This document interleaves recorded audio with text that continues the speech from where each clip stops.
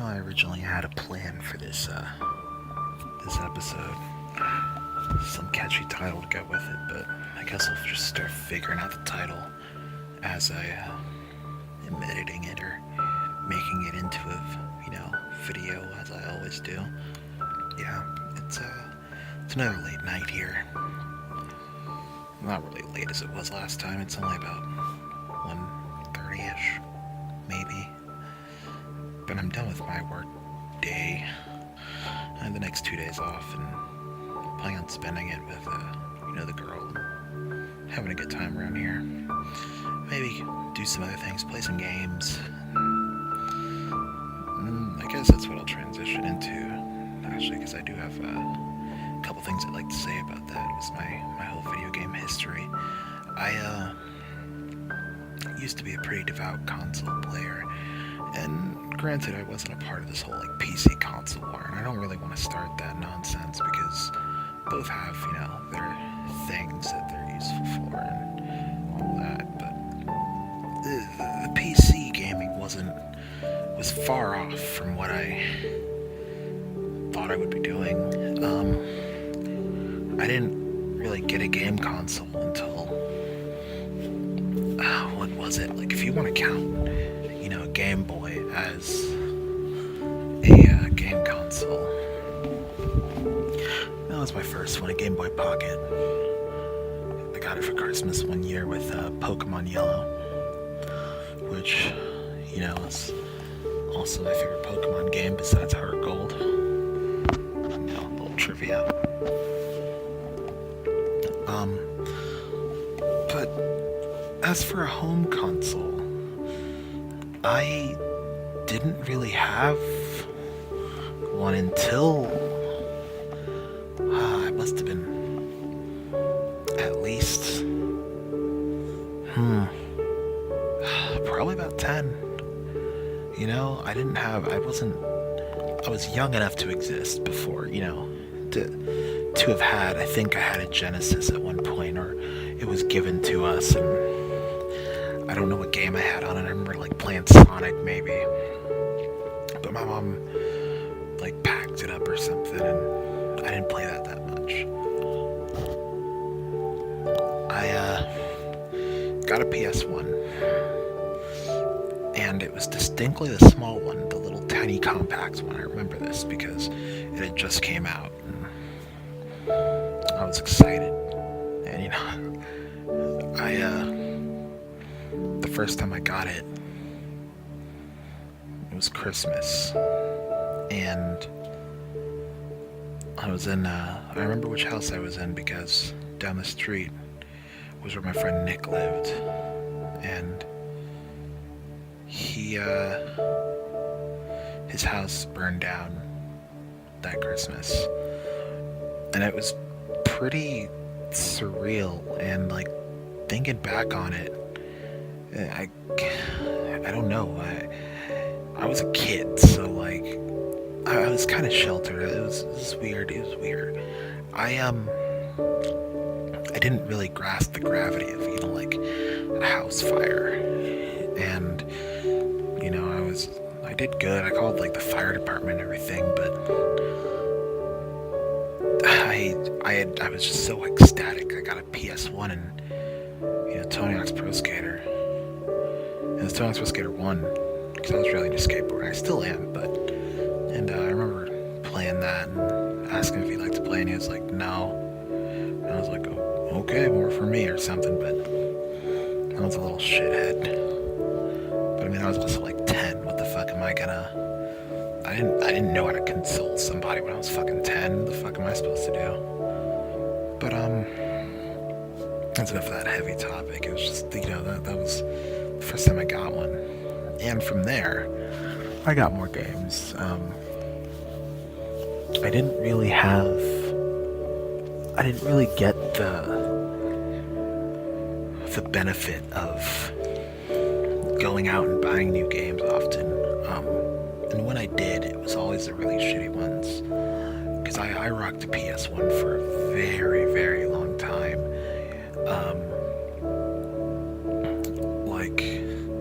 I want to say before I jump ahead to this, I had a PS1 until I got Guitar Hero 2 and a PS2. And that's my first PS2 was that Guitar Hero. And back to the PS1 though, I remember playing a lot of games and borrowing games and like all that stuff. I only had extreme sports games like Tony Hawk. I think I had Tony Hawk's 1, 2, and 3, and all the soundtracks were fucking incredible. And as I mentioned before, that's that helped shape some of my music career going. But yeah, I also had some stupid snowboarding game. It was kind of bad. It was literally called snowboarding, like action play snowboarding. There's a video on YouTube that has like some dudes playing it, and it's like the only one I could find of this game. I was beginning to think this game didn't exist for the longest time because I could not fucking find it anywhere. And I finally found it, and it's just not a good game. I mean, it did the trick because I couldn't get. There were no real good snowboarding games. Like there was Cool Boarders, yeah, and there were some other ones, but either they were on the N64 or PS2 had them, and I also remember having some other kind of janky games on the PS1. I wasn't really into the RPG scene, to be honest. I think I got the RPG of my choice was Digimon World 3, because I played Digimon World, loved it. Digimon World 2, I was less of a fan because it was just a dungeon crawler from my memory, and I remember renting it from Blockbuster and just like not really getting through a lot of it, and I could only do like a weekend rental basically, and I was just not happy. And then I didn't have a memory card at the time, so the funny thing was that I'd sit down to play Tony Hawk, and either I'd have to leave the game on, or I just beat the game in one sitting. And I got really good at Tony Hawk that way, all of them to be exact. And I remember they had cheat codes, so that was fine for me. Like I'd beat the game once and unlock every do the generic, like, yeah, I beat the career mode with your custom skater, and then I'd unlock everything from then on out, like do the unlock everything cheat code, because I'm not going to play through the entire game just to, whenever I want to do free run or something. I had standards. And then I got Digimon World 3, and I didn't have a memory card, and I remember I was at my aunt's house, and I had gotten it, and I was so excited. She had let me buy a game, and I was like, I thought Digimon World 3? And I was like, there's a third one? I was so excited. I bought it, took it home. It's a long RPG, and I didn't have a memory card. Of course I didn't. So I ended up buying one eventually, but that was one of the hard games where I had to keep my game on. What was up with people not buying you memory cards when they bought you a game, or they bought you a game system? Thank God, like nowadays it's not even an issue. That's one of my pet peeves, memory cards. Load of dog shit. So then there was some other games here and there, fighting games, but one year this was before I got my actual guitar, I think. I got Guitar Hero 2. And I was so hype because I got a PS2 and Guitar Hero 2, and I played the shit out of that game. And I got really good at that. And I want to say that also influenced my more want to get guitar. And all that stuff. It probably did, but I got that, and from then on out, I got more and more, more and more games became available to me because I would, huddle away some money here and there from school lunches, and I'd go to GameStop and buy some shitty game, some like used game. Um, and I should mention around before this, my PS1 had broken, and I had gotten another one. About a year before-ish, maybe. I had, maybe it was even post PS2, because my PS2 had errors reading discs a lot, and that was because I left it on a lot, because I didn't have a memory card. Oh my god, it was a little slim PS2, which, were super fucking cool. I loved them. But yeah, I had issues reading discs. So I got a new PS1, I got one from I think I got one from GameStop for like $30, 20. I think it was actually the months before. It was that same year, that same Christmas year, but it was my birthday month, because my birthday is in July. And my mom took me to GameStop and was like, go buy something, it's your birthday. And I got the PS1, Legend of Dragoon, and Final Fantasy VIII. And I had a choice between Final Fantasy 7 or 8, actually. And it's funny, I should have chose 7, because if I knew what 7 was worth now, hard copy 7, good condition. If I had predicted that, but I didn't. My friend had Final Fantasy 7, and I was like, why the fuck do I need it if he has it? I basically sat and watched him play through the game, and he beat it, and I was like, okay, cool. And that's one thing weird about me, is that with a lot of things, but especially video games, I'm not really much of a watcher, and if I see the game being played, and it's not like, I'm trying to figure out how to play this. Excuse me. Let me take this example, for instance. I saw a lot of Final Fantasy 7 being played. This was also, Kingdom Hearts had already been released, all that stuff. I knew about Sephiroth and Cloud and all that. I knew the gist of 7, basically. I knew the story. I didn't really want to play it. And that's not to say it's a bad game, because it's not. It deserves the praise it gets, I'm just not interested in it. And that's a weird thing to say, because I know how that's gonna sound. But I wasn't interested in 7. I had seen it, I'd seen the boss fight, I saw the fucking super cool Omni Slash move.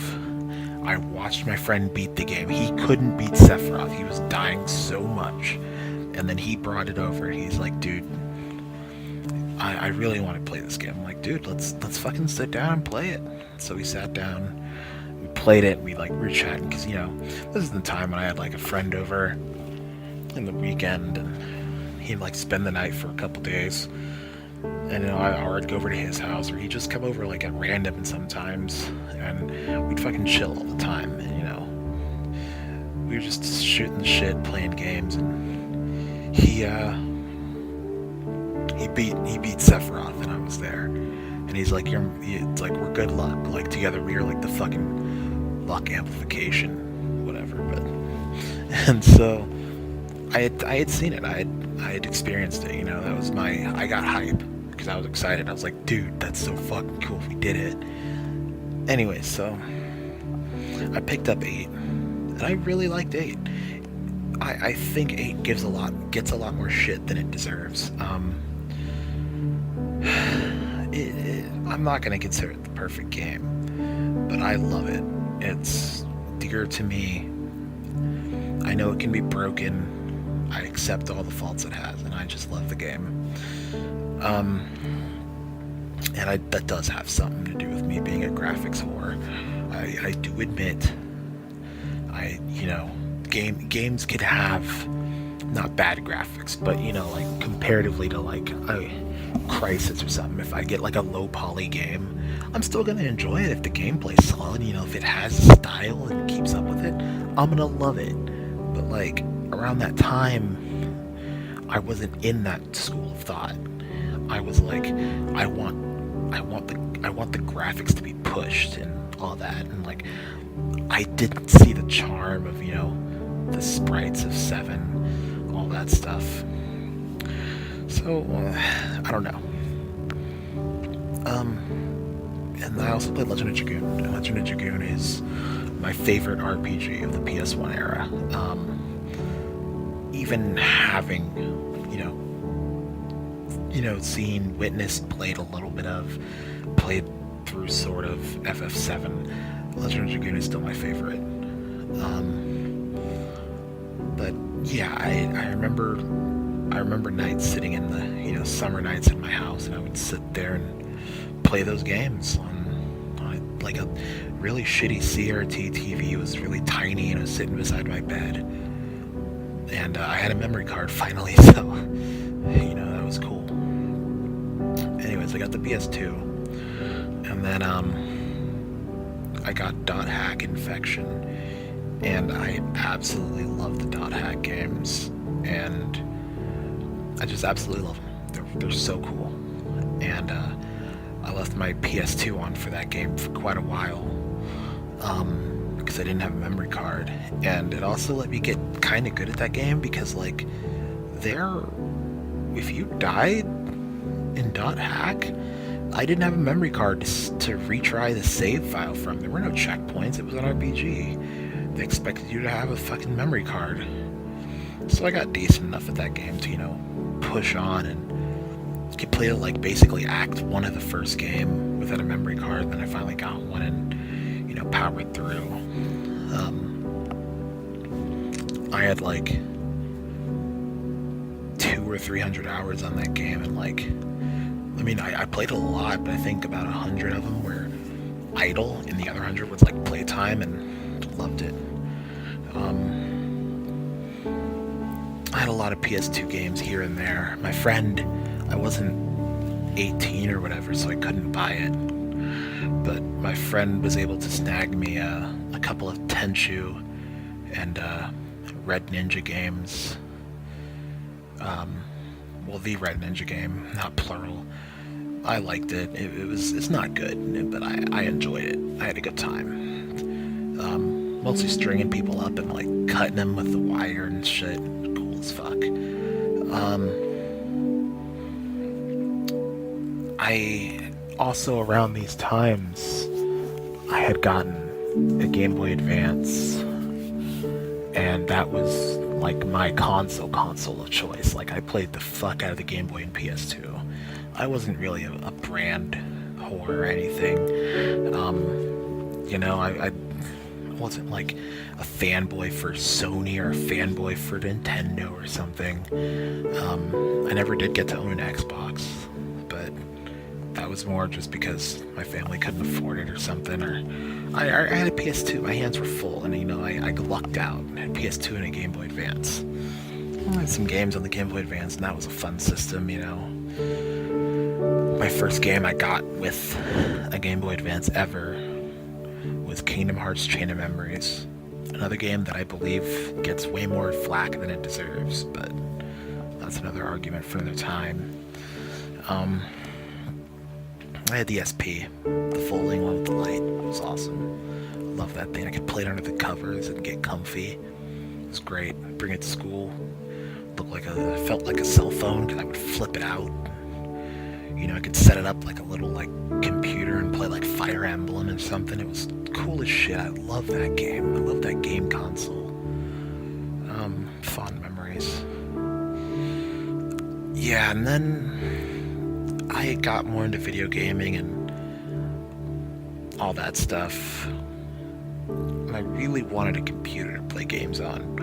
Because in all these gaming magazines, I'd see pictures of like some game that looks fucking awesome, and they're like, and you get it on PC, and you get these like, look at these graphics, and it was like, it showed like a picture of like, Halo Combat Evolved or something, and I'm like, oh my god, this is fucking sweet.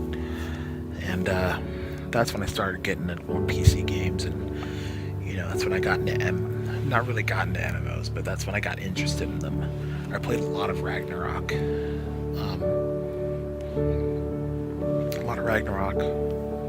I also owned a GameCube, by the way. That's something I picked up eventually, but that wasn't really a huge game thing of mine. I only had a couple games for it. But yeah, I played a lot of Ragnarok. I played a lot of what's that game? If I say these names, no one would recognize it. There was like Grand Chase, Trickster Online. This was also my like foray into forums with like Gaia and all that shit. And that's kind of what took me to here. I also had another shitty computer that I got before the cool one that could play all this stuff that I wouldn't connect to the internet, but it had. I had Unreal Gold and Unreal Tournament on it, and I played those games so much. So after I, had all this stuff on that computer, I eventually got a laptop for college, and my excursion into college, which I quickly deemed wasn't the right choice for me. I have very strong feelings towards colleges and all that shit, so that's another story for another time too. But yeah, I got a laptop, and that could play more games, and well, here I am now with a gaming PC, and basically haven't touched a console in forever. It's really not a good. I want to say it wasn't a good idea for me to actually play more games on the computer and all that stuff, just a time sink. But then it's like, I also think of all the fun I've had playing games and who I've met and all that stuff, and not a bad deal. So yeah, this is my history of video games, condensed heavily. Just to run over some of my favorite highlights was Tony Hawk's series on the PlayStation, fantastic. Pokemon series, Yellow and Gold were my favorites. I played Gold so much. Game Boy Advance, I had Chain of Memories, I had Mega Man Battle Network, Zero, some highlights for those games. Fire Emblem was a big one for me.